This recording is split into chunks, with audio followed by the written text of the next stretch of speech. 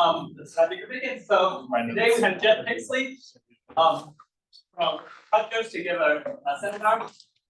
Jeff did his PhD at Rice University and work on what topics that I can count. Heavy fermions, Fourier serials, cold atoms, and circuits, more. So you can only count to 4. Leave yeah, it to the pretty theorist, much. right? That's an experience that I've heard from other people and from personal experiences that you can be talking to Jen about something that you've been working on. It will be like, oh yeah, I solved this problem already. Like, I'll send you the reference, and that happened this morning as well. Not that problem. Related. Yeah, so let's hear about what problem Jen has solved today. Thank you for that very nice introduction. Hope I don't disappoint. But yeah, so today I'll be talking about a lot of work we've been doing on trying to understand the universality classes of measurement-induced transitions, and then try to make those observable in experiment by adding feedback. So it doesn't require exponential amount of resources. And at the end of the talk, I'll talk about how these kind of transitions can split apart or come together depending on how you do that feedback. Let me just start by thanking the collaborators. A long list of I have a pointer actually. Even though physical, I'll go get physical pointers. It's too short. It's too small. Okay. So yeah, so this work long past the characters, but really started with a student who joined the real world, and the postdoc Justin who went on the faculty job, and then I'll be talking about some work of Pani in my current book. And if you want more details, please find some of the papers here. Okay. So what am I talking about today? So I'm going to try to give an overall motivation to this problem. I'm going to try to motivate it a little bit differently than I think you've seen in a lot of talks, but I'll come back to dynamics driven by measurements and talk about entanglement transitions and how these are not conventional transitions, these are transitions of information, not in correlations. I'm going to talk about building models to study these problems, the universal properties of these phase transitions, and our efforts to characterize those critical properties using numerics. And then in the last part of the talk, I'll add feedback. After the measurement, use feedback to change the dynamics of the state. And as a result, we'll be getting phase transitions that you can see in linear, the density matrix. And whether or not that transition coincides with an entanglement transition is something I've been obsessing over, and I'll be telling you all about those results today. Okay, so I'd like to motivate this question as follows. So are correlations sufficient to fully describe many-body states in the dynamics? It's a very general question. So I have some generic operator, and I have some many-body Hamiltonian. Okay, so if I have unitary dynamics, the answer is yes. I don't need other metrics. Sorry, like entanglement, for example, it's an additional way to think about it, but it's not necessary. Okay, but what I'm talking about today are problems. I'm sorry, I have to touch that chord. We're going to talk about problems where the generator of the dynamics is no longer unitary, and where the correlations are no longer going to be sufficient. Okay, I'm talking about specific time dependence. So I'm going to think about non-unitary hybrid time evolution, where I have something like e to the minus ht, unitary dynamics interspersed with random local measurements. Okay, this is the kind of dynamics I want to be thinking about, where the measurements are also driving the dynamics, not just the unitaries. And so why is this question relevant? I don't think I need to convince maybe anybody in the Q-Farm seminar why it's relevant, but let me just go through why I think it's relevant. So obviously, if you want to learn something about a many-body system undergoing dynamics, we need to measure it. Huge amount of effort going on to try to do this. A question that was really central when we started thinking about these problems as a community was, is that entanglement being generated under unitary dynamics stable to local measurements? And it wasn't clear if that was actually true. So can this long-range entanglement survive local measurements? You're going to see the answer will be yes. And thanks to our experimental colleagues and now a lot of companies, we have several NIST devices where these ideas can actually be tested, experiments can be done. Even though these are small-scale devices, it's still a very interesting opportunity to think about this phenomenon. And as I mentioned, now they have mid-circuit measurements, for example, in IBM and Quantities and several other companies are now putting this online. The last question is maybe one more recent, is how you can avoid the issue of certain state preparation by using measurement. So the idea of measurement-based quantum computation has been around for a fair amount of time with a very nice review. cited here, but also this idea was much more recent, where we can, if we want to build a topological state, we know that if I do that only with unitary operations, I have to take a finite depth circuit of size L, where L is the number of qubits.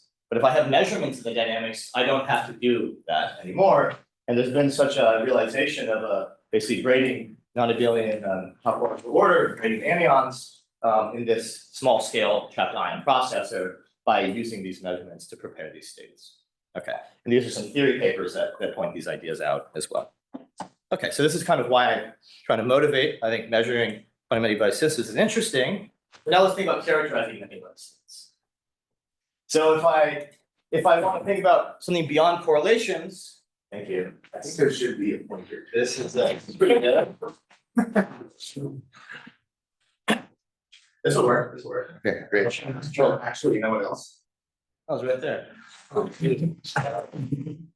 I think that's kind of more fun. I feel like I'm gonna hurt myself. Well, but you can discipline that. Wait a second. Doesn't even ask me a question. Yeah. Okay, so if I'm saying this is insufficient, what am I going to use to characterize my many-body state? And I'm going to use things that are nonlinear in the density matrix. Entanglement entropy is a very good example of that. So again, I'm basic for everybody here, but our whole system we're partitioning into two. We trace out region B and we think about the reduced subsystem in region A. We think about the entanglement entropy of that subsystem by doing a trace over this rho log rho. And so we want to characterize wave functions using entanglement. I can characterize them based on the scaling of my subsystem. The size of my subsystem and how it scales, I want to use that to classify many-body states. Okay, that's the idea. And so if I have an area loss state, I'm going to say this is a weakly entangled state. This is characteristic of gap graph states of Hamiltonian. Characteristic of ground states of gap Hamiltonians is rigorously proven in 1D. There's a lot of progress in 2D, though it's not completely generally proven.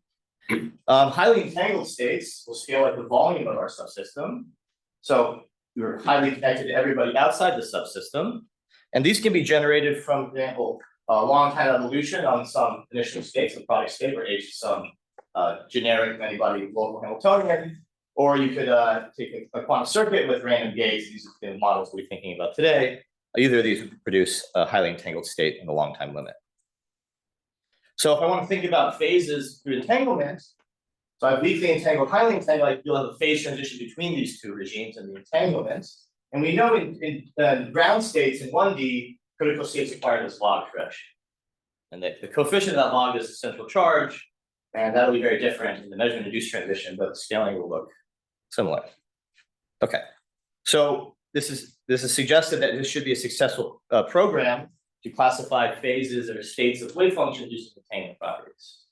Okay, so let's now come to measuring this quantum many-body system. So we all know that global measurement collapses the wave function to a product state. But what about a local measurement? I don't know how much everybody's obsessed over local measurements here. Let's think this through. So let's take a very simple example, 3 spin halves, okay? And let's do a global measurement. So this is a generic state. I have some complex coefficients, and the states can be up or down in the binary basis. And so a global measurement, let's say you have it up, up, down. So my state projected and it's trivial. Okay, no longer entangled. Well, let's say I measure the middle site to be up. I measure the middle site to be up. What you see is that a superposition remains, right? So entangled superposition remains. So I have not collapsed my many-body wave function by measuring a single site. So if I then do unitary dynamics after that measurement, maybe I can hide the error I made by extracting that entropy from the system. Okay, so the central then question becomes: is entangling unitary dynamics stable to this small but non-zero local measurement rate? Okay, and the answer is yes. Thanks to a lot of work by several people, pioneering work by Yao Dong, probably somewhere here, as well as Skinner et al., as well as Roman et al. Okay, so basically the competition between entangling dynamics and this entangling measurements are going to drive a phase transition, a true phase transition with universal properties in the dynamics of the entanglement. Okay, and this question can also be cast in a different way. It's a really interesting way to think about it. Is with imagine replacing these local measurements by gate errors, and we have some finite error rate, and we start changing the error rate. Well, there's this very nice paper several years ago which pointed out that you should be able to have a regime where you could have quantum computation survive and then it goes through classical computation with phase transition between the two. With our modern language, you know, this is a crossover due to dissipation. And so anyways, but the picture is there. So the idea is that if I don't have a lot of measurements, I can still do my quantum computation. It's like volume law like, the area law like, I can no longer do quantum computations. Okay, so that's my overall motivation. Any questions on how I pose the problem or think about it? Great, okay. Feel free to ask me as I'm going. So let's build models to study this problem. Okay, we want generic models that don't have fine-tuned details. And so we're going to think about circuits, because I don't want to have energy conservation in my dynamics to not be generic. So I'm going to take the most generic quantum model is spin halves, and I take a 2-qubit gate. So this is each of these is a random U4 matrix. It's a random unitary matrix. This is another R random gate. With missing an M there. This cannot be simulated with classical efficiency. This is an exponential, it's an NP hard problem. But we have tractable limits. One tractable limit I'll talk about is this semi-classical large Q limit where the on-site Hilbert space Q is taken to be infinity. Okay, this is a so-called Q-dit limit. And in this limit, this problem becomes analytically tractable.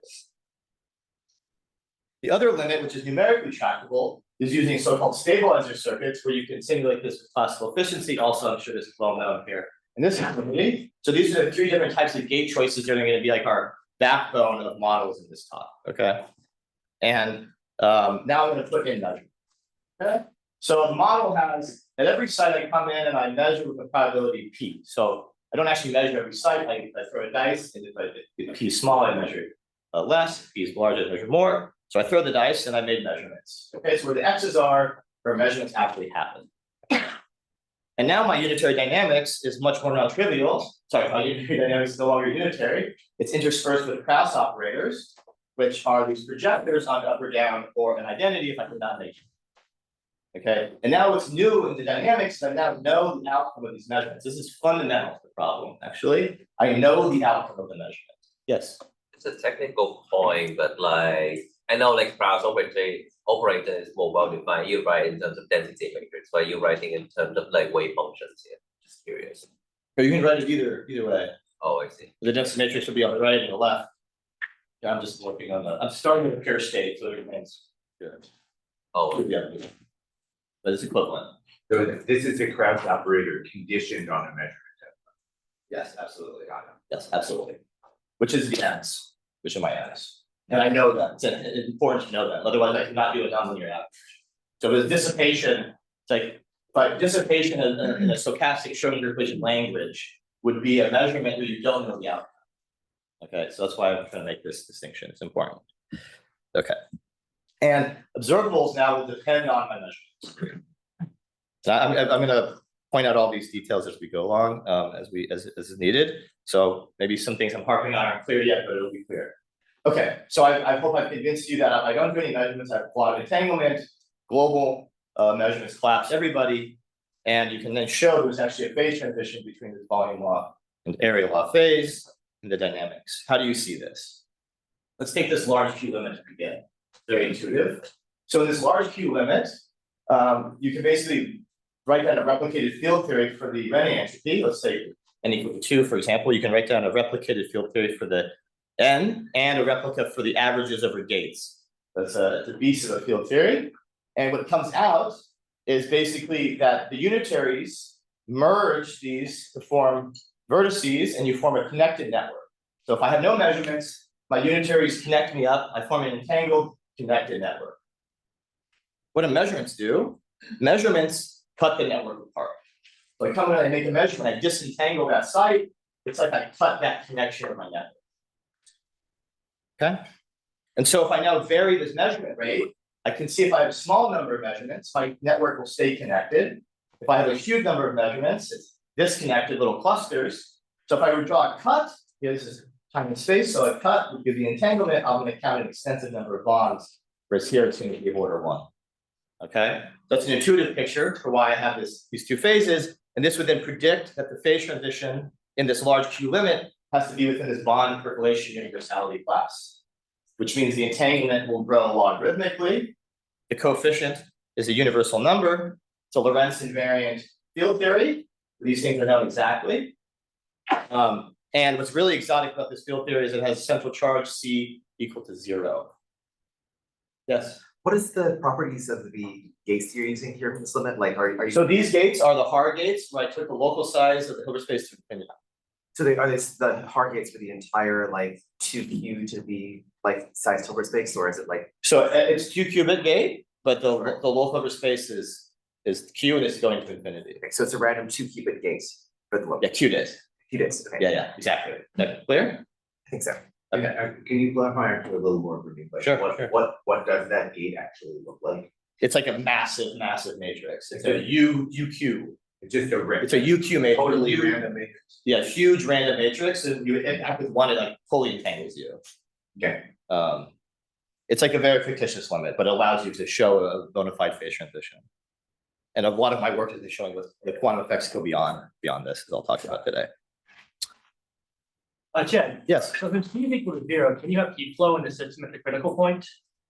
So yeah, you'll have something called an effective central charge, which I will get to.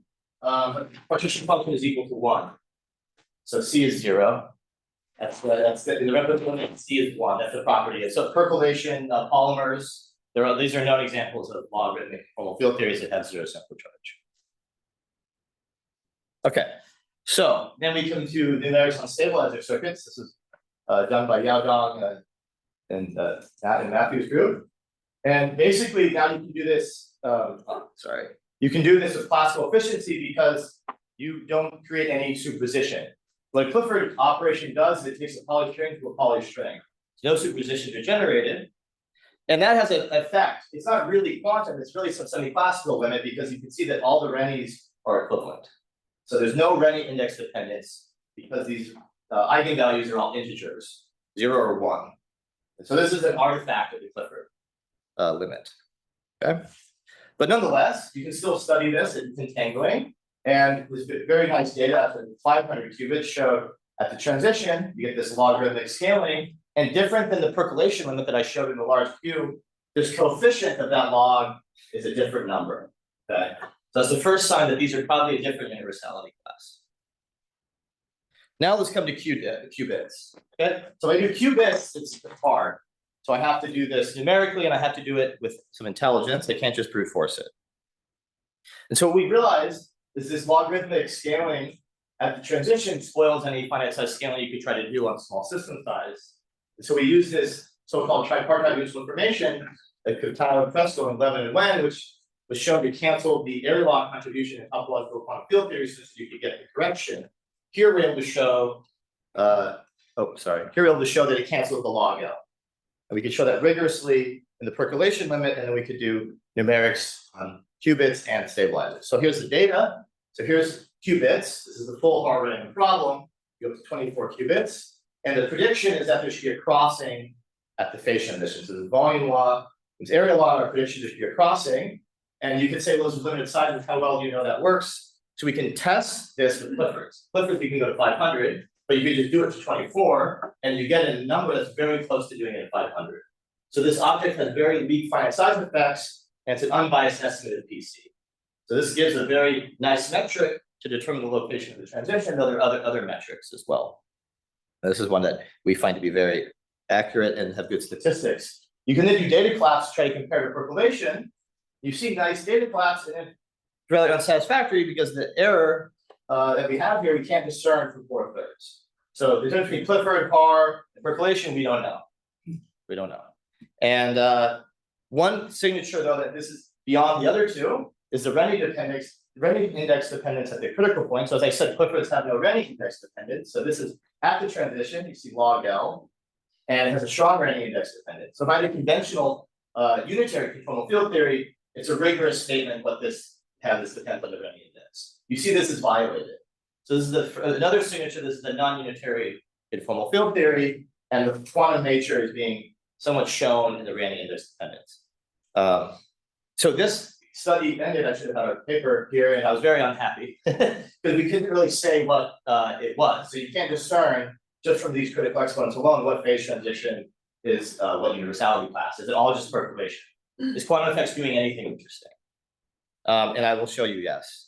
Before I get there, though, I want to point out a very important point about this problem, which a lot of people I think gloss over. So this transition is in the information. So what does that mean? It means that if I try to look at a correlation function, I will not see any signature of the phase transition. It should alarm you. So why does that happen? So let's define a correlation function between different points in space at this particular time, and I average that over measurement outcomes. That looks not bad, okay? But I can rewrite this now as an average over the linear and the density matrix. And if I take a long time limit, my density matrix has to become equally probable to be in every possible measurement outcome. So every measurement outcome in the long time limit is equally likely. So I have no feedback, right? I'm just measuring up or down, purely random dynamics. So the likelihood of getting up or down at every site is equally likely at long time. Everybody agrees with that, which means that my average density matrix long time limit is totally mixed with equal weight, and that's the infinite temperature Gibbs ensemble.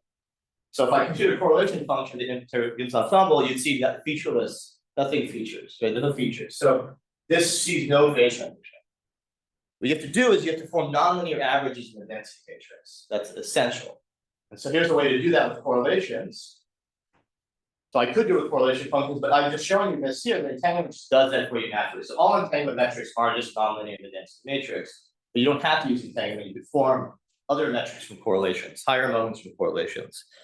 Okay, and I'm going to come back to this point because I want to break this part of the feature later on by adding feedback. The feedback will break this. Okay, so let's characterize this CFT. So log CFT, if you ask people what a log CFT is, nobody knows. But few people do know. So John Party knows, Andreas Ludwig knows, and Victor Garari, they know very well. And maybe a couple other people that I'm not mentioning. So it took us a while, we had to find Andreas, obviously, to really understand how to do this. And the idea is that we have this central charge equal to 0. What Carty realized is that at the replicated field theory level, when I have a finite number of replicas, those field theories are well defined. They all have a nice central charge. So you can define those C's, and then this so-called rate of change of that central charge as varies the replicate index is a universal number, which is a so-called effective central charge, which characterizes a logarithmic CFT. It does not come in half-linear multiples. It's not an easy thing to work with, but it's a universal piece of data that we can compute. Yes. Does a typical late time state of a critical circuit look like also the ground state of a conformal, 1 + 1 Hamiltonian? Well, it's non-unitary conformal field theory. Well, okay, right. So it's a great question. I think probably not because it's non-unitary, but there is some kind of way to think of it that way. There are problems that fall into that class, but this one is. But for example, correlation functions in that wave function, are they powerful? In which wave functions? In a wave function that you get at long times at criticality. No, correlations are featureless. Not average over measurements. Correlations in a single sample, you mean? No, they would not be critical either. Yeah, that's a good question though. Thank you. Okay. Yeah, you need something nonlinear. You could see it in a single state though, but it would not be a correlation. It'd have to be something non-trivial. Okay, so how do we get to this?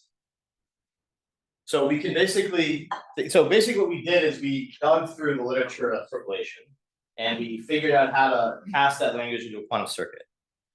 And so what you do is you recast my time evolution that I wrote down earlier, and I can say, wait a second, I can form a transfer matrix out of a complete block. Okay, so if I only did one layer, it would not be complete, it would not be fully entangled. So I do one complete block. I can form a transfer matrix, and then my time evolution is nothing but a product of a large number of transfer matrices. If you're familiar with disordered or random transfer matrices, you know that I would then take the singular value of these, and they're going to decay, and those are going to be my Lyapunov exponents. Okay. So basically, the singular values of a product of large number of transfer matrices are going to decay exponentially, and those exponential decay constants are precisely Lyapunov exponents. Okay, I'm not giving enough detail on the slide to show this derivation on the next slide, but I can show you if you want later. But basically, what you can show is this leading Lyapunov exponent is actually the free energy of this logarithmic conformal field theory, and this free energy is what becomes non-anesthetic at the transition. And what is this free energy? It is the Shannon entropy of the measurement record. The information is physical, and the information is undergoing a phase transition at PC. That's what this, yes, please. Sorry, what do you mean by that? I mean, So these are the Born probabilities. So this is just the Shannon entropy of the measurement vector. So on the right-hand side, it's just the Shannon entropy. I'm just trying to understand physically how much, what is it, the Shannon entropy of? Oh, of the measurement record. No, I understand like mathematically, but like, what am I getting information about? You do a measurement, you store the Born probability. So in the experiment, you just store every measurement outcome probabilistically, and then you form a entropy out of it. It's really just based on the measurement outcomes.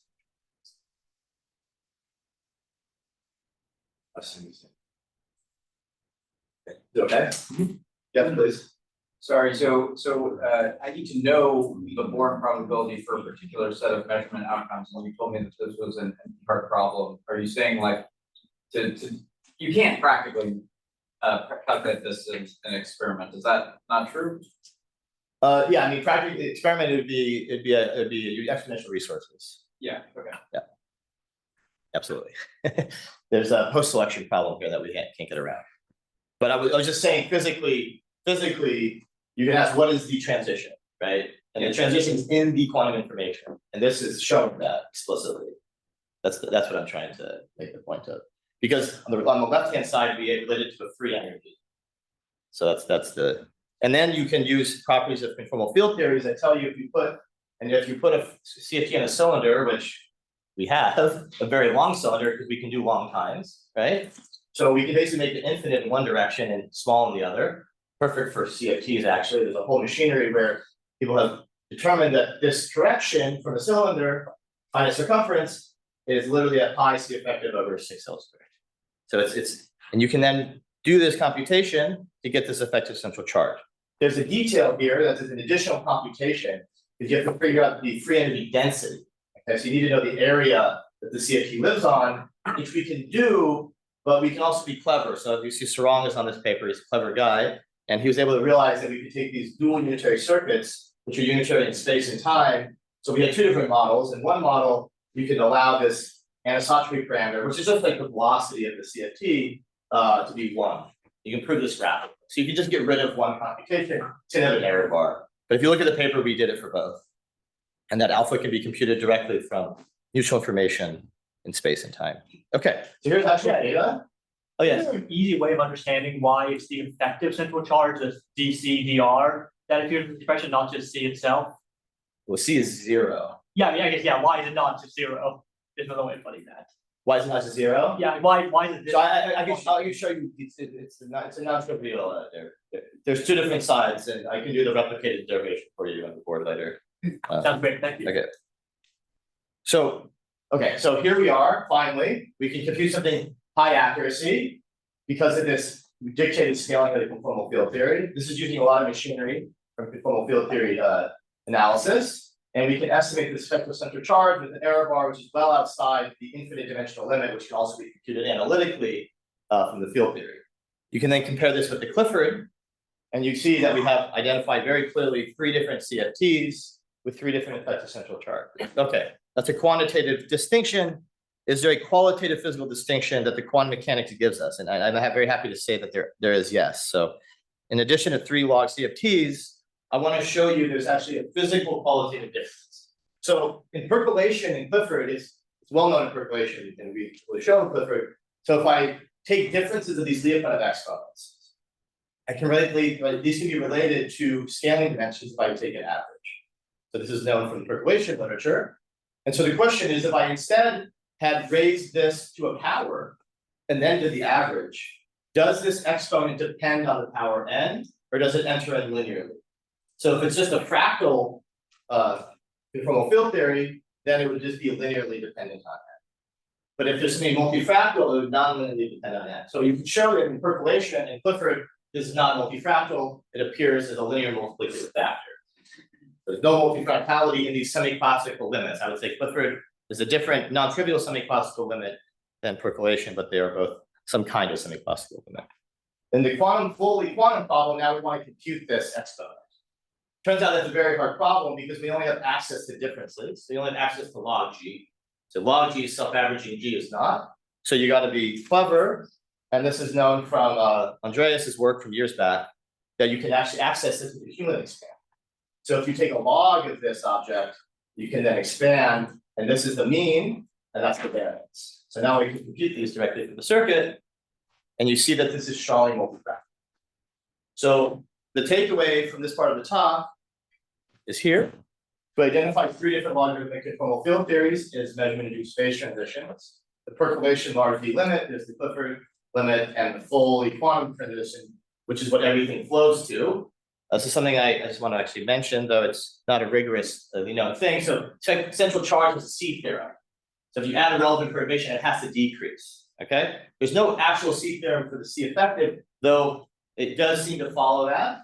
And I mean, there is a type of theorem, though there are counterexamples. But the point here is that this is the underlying conformal field theory, the hard random problem. This Clifford gate, if I add one non-Clifford gate, it flows here. If you take finite dimensionality, it flows here. So this is the underlying fixed point that these systems want to flow to if you add physical realistic perturbations. Just an interesting observation that the C effective that it flows to is the one that's smallest. Okay, and I just want to mention some extensions of this, because I don't want everybody to be stuck in circuit language. So you don't need circuits, you can do Hamiltonian evolution.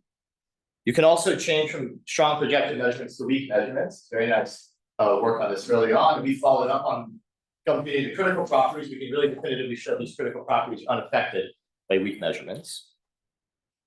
There was very nice work here in Bedicker's group on looking at fully non-commuting projective dynamics. The operators are chosen to not commute, and you can actually have the same phase transition without any unitary dynamics at all.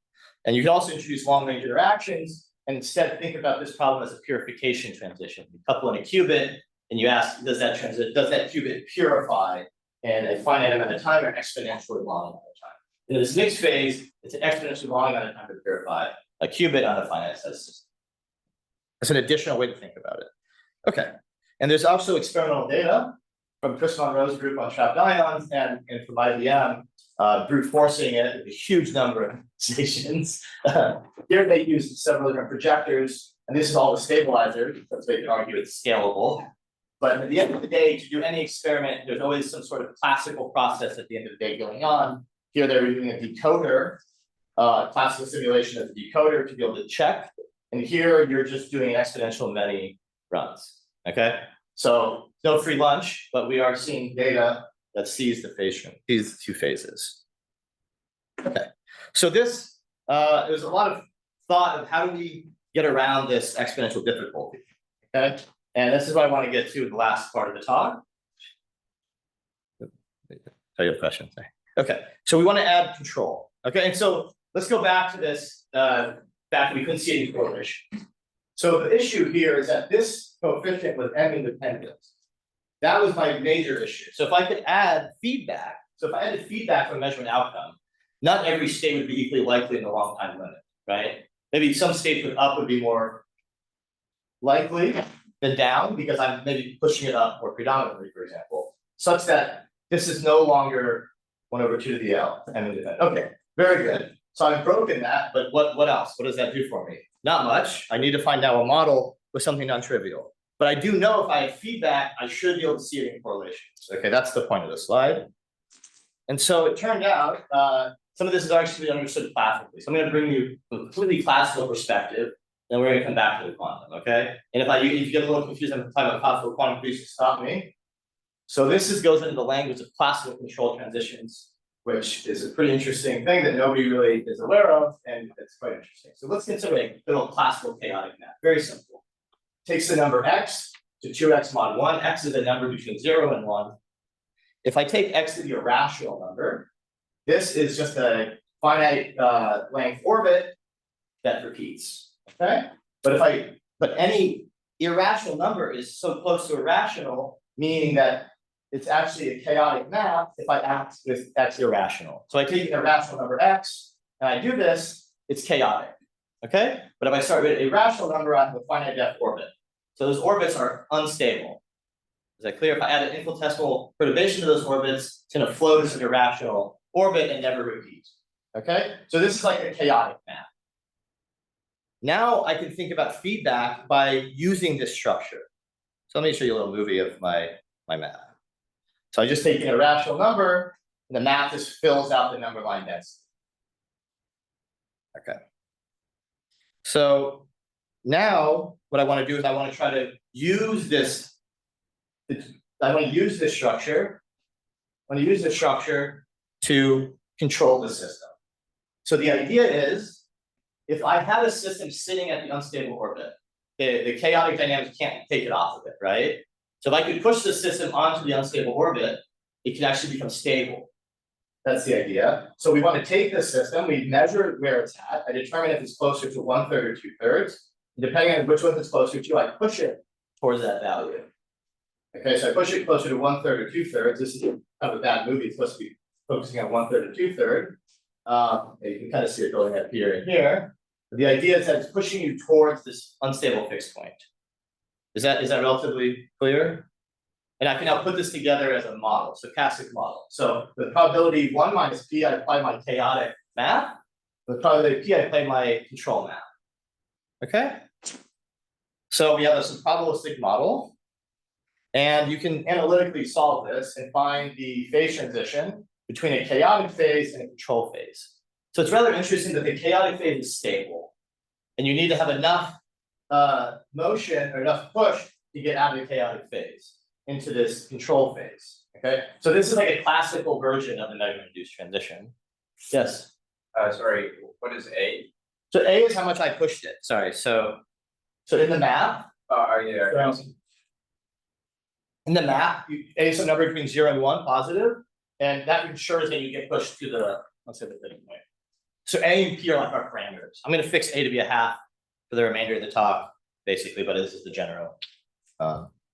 Okay, so now I want to form a quantum version of this. Okay, so this is a lot of fun, I have to say. There's a couple summers in Aspen, 4 of us, and basically what we realized is you can take this classical number and write it as a bit string. Now these are a bunch of qubits. Okay, so I can represent the basis of my quantum system in this qubit basis of binary. And now my 2 different unstable fixed points of 1/3 and 2/3 are my 2 nil states. Okay. So now I'm going to try to now this I can now write down a quantum model for this operation, these operations. Is that relatively clear? Okay. So let's think about this. So what does 2x mod 1 do? So 2 kills the first digit, right? 2x mod 1 is deletes that first digit, but I have an infinite number of digits, so I'm okay. But if I did this with a finite number of bits, that's a non-unitary operation. So let's just try to do a translation. Let's move that first bit over here, but you'll see that doesn't fix the problem because I have an L length orbit. B1 will come back after L steps. I need to have chaotic orbits, or chaotic, right? So I'm going to scramble the last couple of bits. And it turns out you can, if you want to do this classically, you do a 3-site permutation on those last 3 bits. This is like mimicking an irrational number. If you're familiar with any of this stuff. This is actually a way to write all the normal numbers, it turns out. And the quantum model is a 2-site bar random unitary that scrambles those 2 in a quantum mechanical way, creating superpositions now. Okay, so this now creates superpositions over these bit strings. But once I quantize it, there's no guarantee that these orbits survive, right? I mean, it's not obvious that the classical physics will live in my quantum math, but it does. Okay. And that's why this is going to work. Okay, so now I need to quantize my control part. So I'm fixing A to be a half.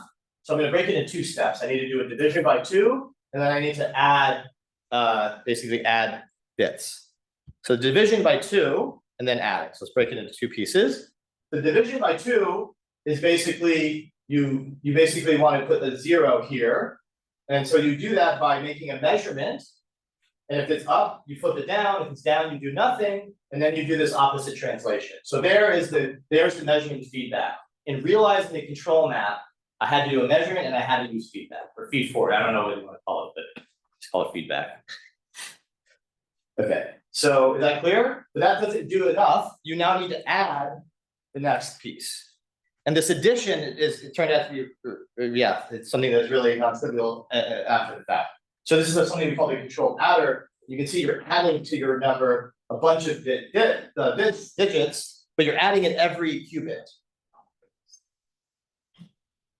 So you have to act on all the qubits, okay? So it's a global operation in the control map. I'm pointing this out and then come back to that point, okay? But the point is that the quantum realization of this object is a global operation. Classically, it does not make a difference. But when I want to write it as a quantum mechanical operation, it does matter. Excuse me. Okay, so now let's look at the classical transition on finite size using this bit language, and then we'll go to the quantum model. So I have no superpositions. I'm just thinking about a state. It's classical, and I can take order expectation values of this state on this order parameter. Okay, because I'm going to the Neal state, right? I'm going into the Neal state. This should be a finite number in the Neal state. And so you can see now this is a classical simulation. You get really big system sizes. You see that order parameter is finite if you add enough control. So you have a chaos to control phase transition. This is this transition we already had. But now we're realizing it on these finite bit strings. And then where's the then you can do data class. You find a critical nu of equal to 1. Okay. So where's the dynamics? So the dynamics, it turns out, is in this so-called first domain wall. It's going to be the domain wall starting from the left, where this pattern gets messed up. So what do I mean by this? So for example, if my state, so an arbitrary state on the left will be controlled, on the right will be uncontrolled, and there's going to be a domain wall between them. If you think about what my maps do, I didn't point this out explicitly, but what this map does, because this translation pushes me a bit to the left, right? But this pushes this to the left. It wants to make the whole thing chaotic. And this pushes the domain wall to the right. It wants to control the whole state, right? So you can see that that transition will probably be a random walk. Okay? So let's do that. Let's initialize this domain wall. And this is a bias random walk. So P is less than PC. It shoots to the left. P is bigger than PC. It shoots to the right. Right at the critical point, the mean goes nowhere. The variance scales linearly in T. Okay. So indeed, if you look at like a dynamic exponent of this classical dynamical transition, Z is 2. So you get this is a random walk. You're randomly walking this domain wall back and forth. Okay. Now let's go to the quantum model. All right. Here's the quantum model. Order parameter forming a finite value. Critical exponent is 1, similar to the classical model. And you can look at the entanglement entropy. So this is the linear in the density matrix, non-linear in the density matrix, right? You can see that this order parameter is heralding an entanglement transition. We're going from a volume law to an area law, volume law to unentangled, and the transition is actually an area law. So this control transition is an area law, and you found a completely different picture now. We have this volume law transition into an unentangled control phase, and it seems that these coincide. Measurement and the control transition coincided. And let's look at this dynamics a little bit more carefully. So if I look at just single trajectories now, so this P is less than PC, I'm in the volume law phase. The red line is my first domain wall, and the color is the entanglement. So as I push my domain wall to the left, I build up all this entanglement. So I push my domain wall to the right, it's really unentangled. And at the critical point, it's walking back and forth. This red line is the location of this first domain wall, which is now some superposition. You have to do quantum mechanical averages. Okay. But from this, you can then compute the growth of the entanglement entropy at the critical point, and indeed you get a very nice agreement with Z is 2. So the conclusion from here is that we built in classical dynamics. We found a new phase transition driven by feedback, and it seems to coincide with the classical phase transition we built it from. Okay, so I found that to be a very interesting thing. So I was sort of asked, well, does the wave function, can you see in the wave function these fixed points? Is it, how does the wave function really feel this? And so you can really parameterize the wave function. This is the weight at the fixed point. So if I took the fidelity the state I'm controlling onto, be controlled by these AJs. And this is how these bit strings are spread out everywhere else.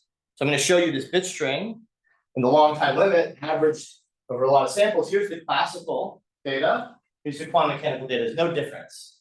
So in the linear density matrix observables, it really looks classical. And if you look at these distributions, they're very sharp. So these are the 2 fixed points. The wave function is really stuck to those 2 fixed points. And here the wave function is fully spread out. It's really chaotic. So you can look at those coefficients another way. So for example, here, this weight is at the peak, the constant value as you go to the finite limit, exponentially small, the wave function coefficients are equally spread out in the chaotic phase, and at the critical point, it's power law. Okay. So let me just summarize what I just told you. We found a quantum control transition, and the entanglement transition and order parameter transition coincided. And this left us with, is this fundamental and why did they coincide? Okay. And if there's any questions right now, I'd be happy to take them, or I could keep going. So we were really wondering, can I pull them apart? And so can we also construct stabilizer models to test some of this physics at the really big system sizes? As you can see in the earlier part of the talk, it's very important to have those simulations at big system sizes. And I'm happy to say that first one we can do yes, we can do both of these in certain settings. So let's see what happens. So what is the real reason why they're stuck together? And that we understand now is because that control operation I did was a global operation on all qubits. So let's take a simpler setting. Let's control onto a different fixed point with a length 1 orbit. So it's just a ferromagnet. Okay. So instead, I can just forget about the adder. I can replace this with identity. And what you'll see what this map wants to do is it wants to make everybody down. So if I just apply this map a bunch of times, then it's make them all down. So it pushes you to a ferromagnet. Okay. If you now study the order parameter, it looks completely the same. As I say, classical physics shouldn't depend on these different fixed points, but quantum mechanically, this is this I3, it now crosses at a much smaller value, and indeed the transitions have split apart. So we've implemented, this is now a local control operation, it's just acting on the last qubit, and I split the transition. And with this model, since we replaced this with identity, turns out we can write this as a stabilizer circuit, just by replacing the scrambler with the 2-qubit Clifford gate.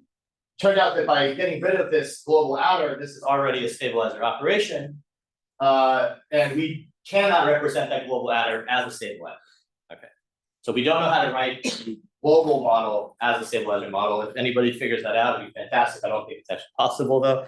But anyways, you can study this now, and you can test what we were doing on 24 qubits. So now we're going to 200 qubits, okay, with stabilizers, and indeed we get very good data. If I now look at how the entanglement grows, it's growing diffusively at this control transition. I'm using this local adder, so the transition splits, and indeed it splits here. And you can see the entanglement is volume law. You have an area law phase to the disentanglement phase. And so now when you go to Clifford, you can really beat this down and get this very accurately. And indeed, the transition that this became is the Clifford transition I told you about in the earlier part of the talk. So when I split them apart, the transition was now the measurement induced transition, and this control transition, this classical transition survives. Okay, so that's why I want to leave you with that. So this is kind of the summary of my talk. Basically, I taught you about measurement induced transitions of universality class. We added feedback that allowed us to find an entirely new critical point between the volume 1 unentangled phase, and we can then split them apart by changing the way we do the feedback. The feedback is local, these inherently split apart, and the feedback is global, they stick together. And so, yeah, I just wanted to, this is where we're at, we're writing this up. And there's also very nice work also by these authors that also found this local versus global dichotomy in a different, completely different model of feedback. So let me just conclude. Save the time for questions. So basically, I hope I've convinced you this is a novel dynamical transition that occurs in the information content and the dynamics of the entanglement. I introduced this effective central charge which we use to characterize these logarithmic conformal field theories. And we identified this control transition, which is diffusive, and can be witnessed in correlations. So you can actually do this in an experiment. But the structure of the phase diagram, whether or not that control transition consents to entanglement transition, depends on the structure of the maps. So thank you for your attention.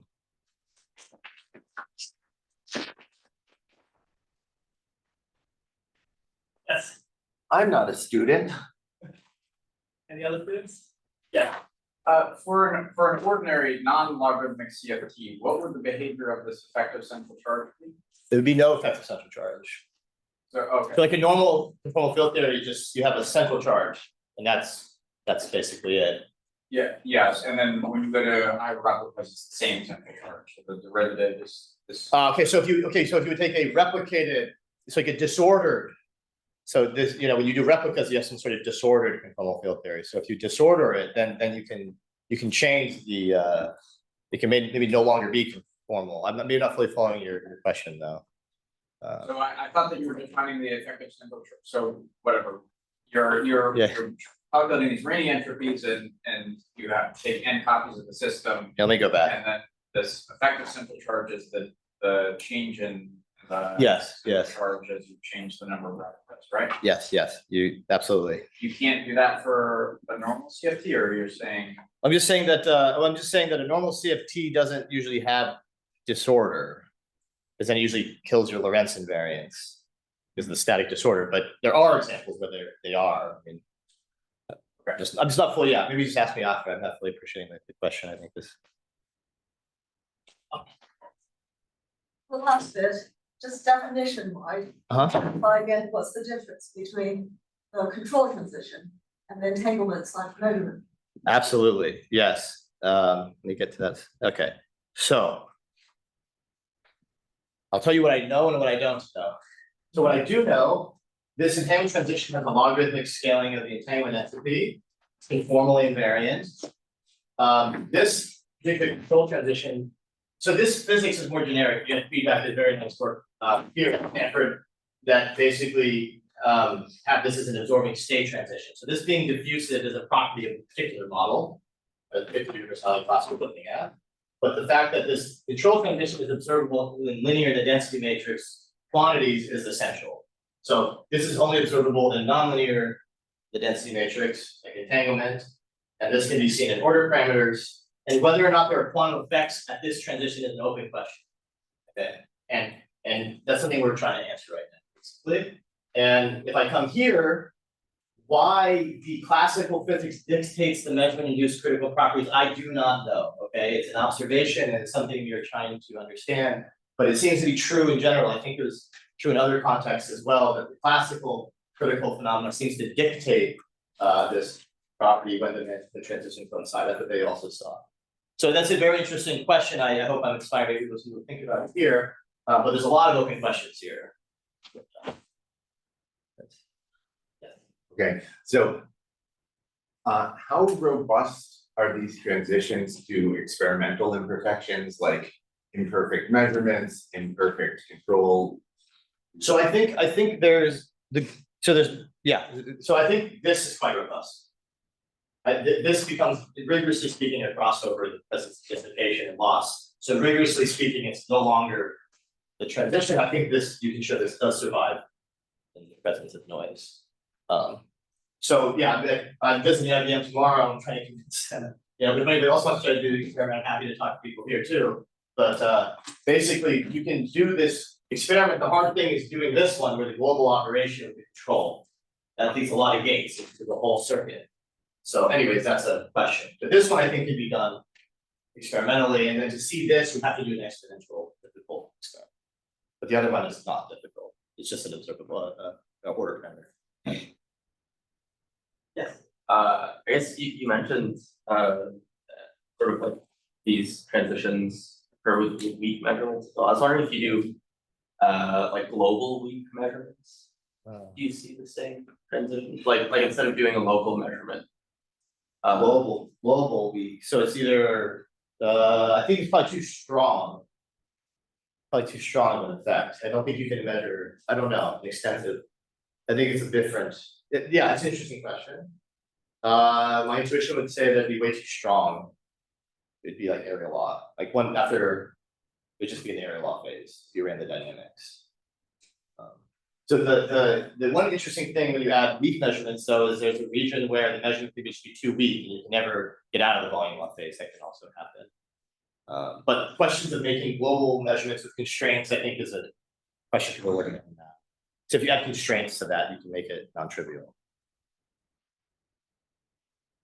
So just to back up, towards the beginning. Sure. So it seemed like the language of second order critical transition which is normally something that we investigate through correlation functions, and the scalings thereof, seem to port without any sort of change into this notion of critical transitions in information. Now, Okay, is there any way, are there any other manifestations of it being intrinsically an information transition in terms of criticality that doesn't just directly borrow that language?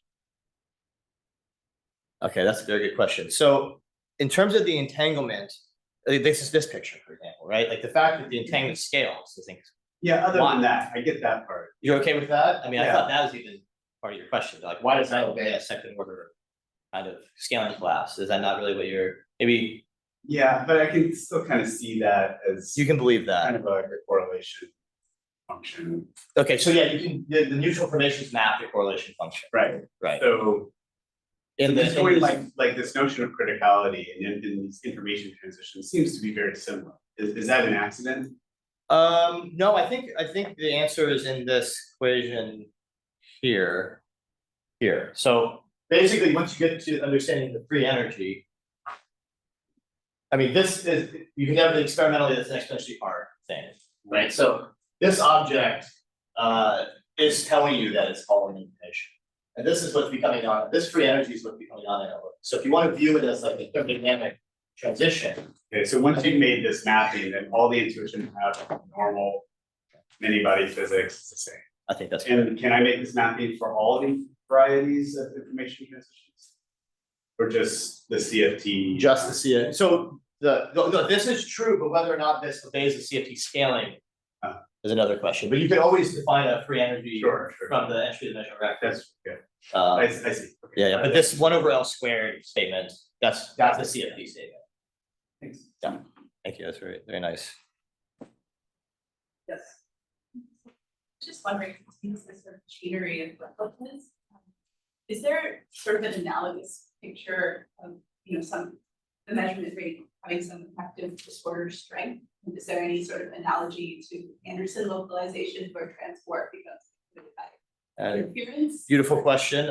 Answer is yes. I mean, there's a rigorous result that showed that free fermions undergoing measurements with disorder can be mapped to a localization problem in one higher dimension.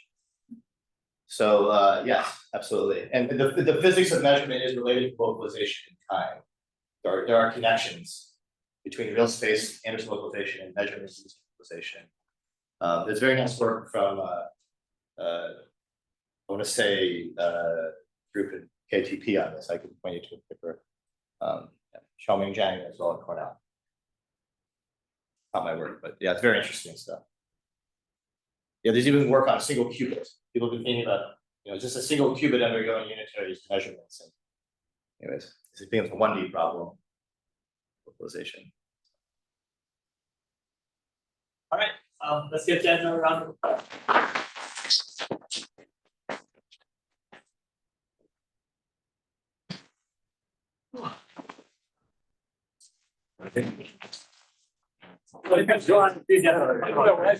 Okay, great. And I rewrite it. So I saw the answer. You don't know. But I can think of what I thought. That's good. Number of right?